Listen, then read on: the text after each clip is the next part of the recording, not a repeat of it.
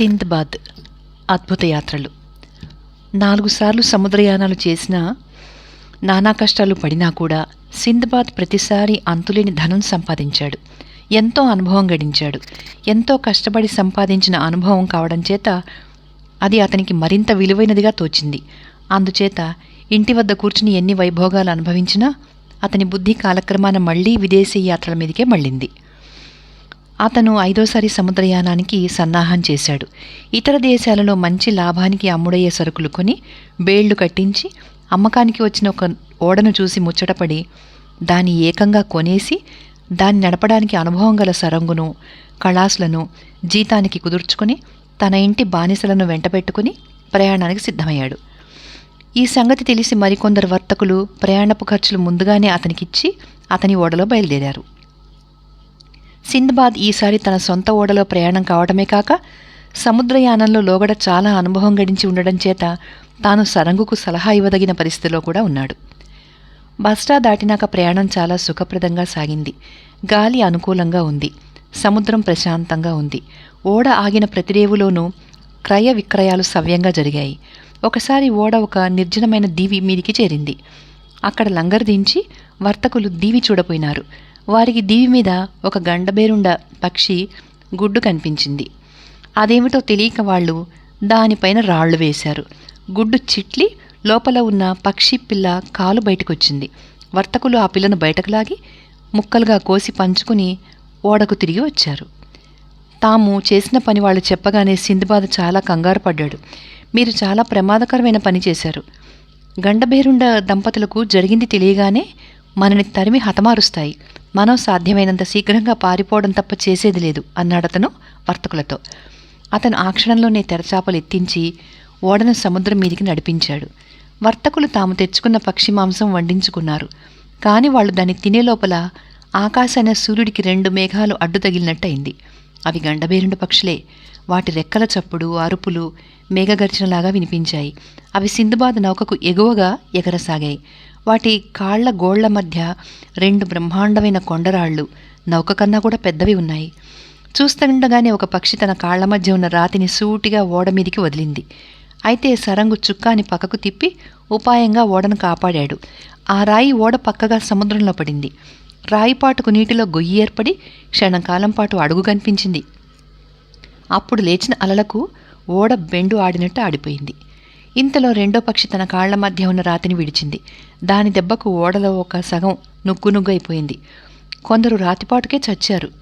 మిగిలిన వాళ్ళు సముద్రం వాత పడ్డారు. సింద్బాద్ తన ప్రాణం కాపాడుకోవడానికి విశ్వప్రయత్నం చేశాడు. అతనికి ఒక పలక దొరికింది. దాని సహాయంతో తేలుతూ కాళ్లను తెడ్లలాగా ఉపయోగిస్తూ ఒక దీవిని ఎలాగో చేరుకోగలిగాడు. అక్కడ ఇసుకలో కొంతసేపు పడుకుని సేద తీరాక దీవిని పరీక్షించడానికి బయలుదేరాడు. ఆ దీవి అతనికి భూలోక స్వర్గంలా కనపడింది. అంతటా పళ్ళ చెట్లు, వాటి మీద పచ్చగా పండిన పళ్ళు ఉన్నాయి. చెట్ల మీద రంగురంగుల పక్షులు కలకల నినాదాలు చేస్తున్నాయి.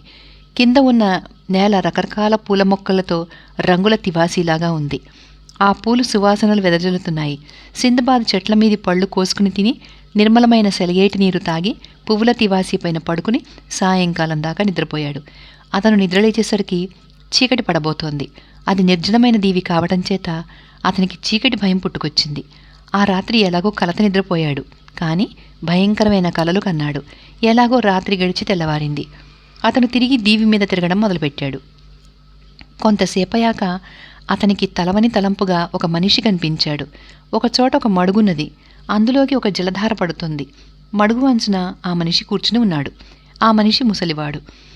ఆకులతో దుప్పటి లాంటిది తయారు చేసుకుని దాన్ని తన శరీరం మీద కప్పుకొని ఉన్నాడు.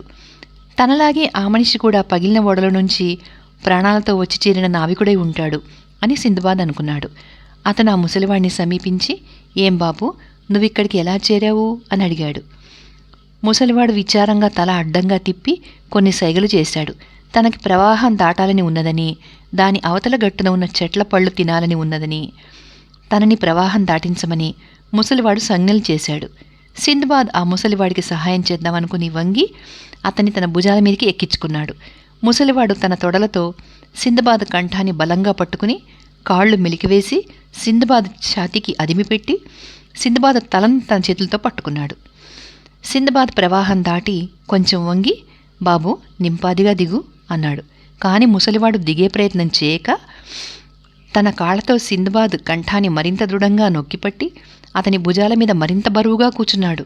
సింద్బాద్ ఆ ముసలాడి కాళ్లకేసి చూసి కంపరమెత్తిపోయాడు. ఆ కాళ్ళు బొచ్చుతో ఎనుబోతు కాళ్లలాగా ఉన్నాయి.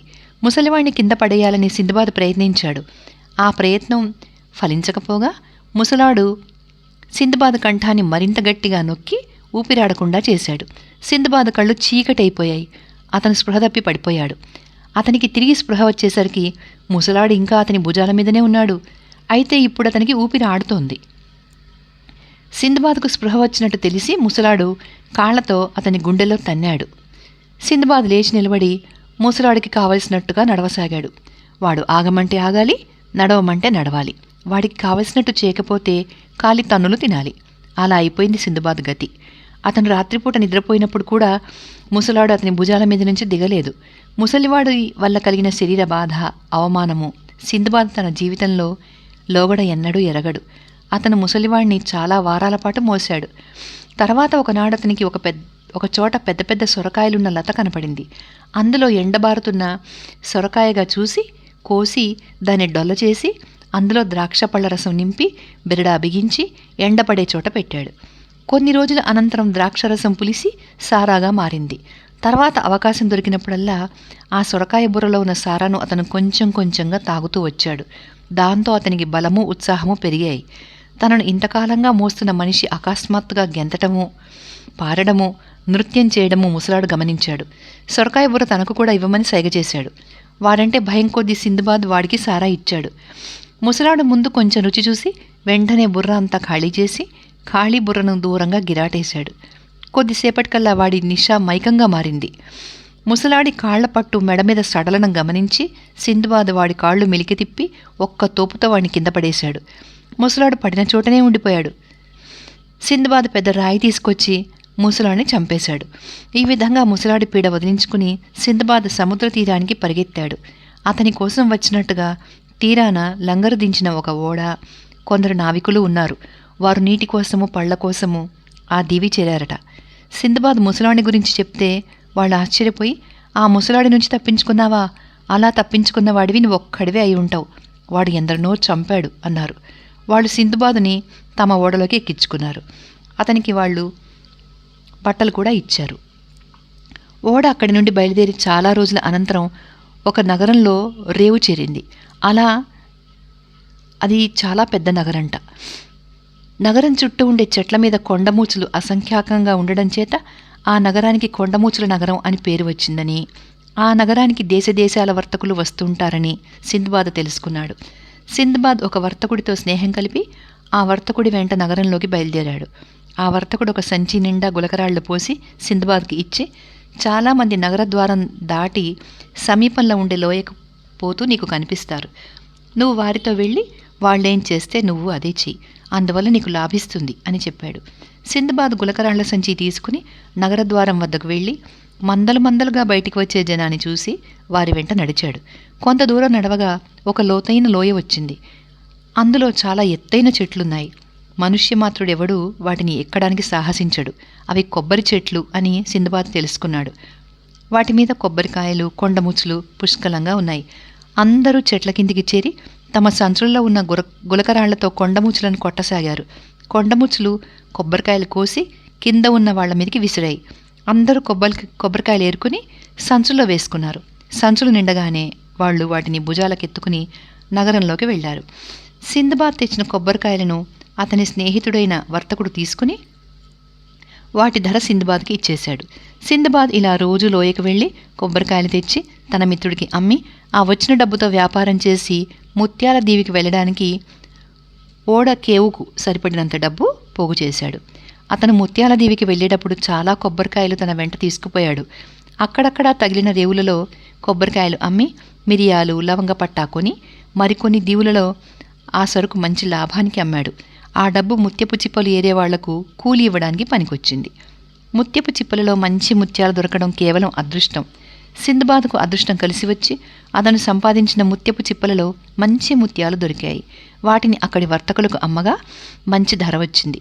త్వరలోనే అతను చాలా డబ్బు పోగు చేసుకున్నాడు. అతనికి ఇంటిపైన ధ్యాస మళ్ళింది. తిరుగు ప్రయాణానికి అవసరమైన ఏర్పాట్లన్నీ చేసుకుని దారిలో తగిలే రేవుల్లో అమ్మడానికి మూసాంబరం చెక్క పుష్కలంగా కొని ఓడకెక్కించాడు. ఈ మూసాంబరం చెక్క ఆ దీవులలో ఎక్కడ పడితే అక్కడ దొరుకుతుంది. ఆ సరుకంతా దారి వెంట విక్రయిస్తూ సింద్బాద్ బస్రా మీదుగా బాగ్దాద్ నగరం చేరుకున్నాడు. అతను క్షేమంగా తిరిగి వచ్చినందుకు అతని బంధుమిత్రులందరూ ఎంతో సంతోషించారు. సముద్రయానం లాభసాటిగా ముగియడం చేత అతను పేదసాదలకు దానధర్మాలు చేసి మళ్లీ యథాప్రకారం భోగభాగ్యాలతో తులతూగుతూ సుఖజీవనం గడపసాగాడు. దీంతో సింద్బాద్ 5వ యాత్ర మనం తెలుసుకున్నాం.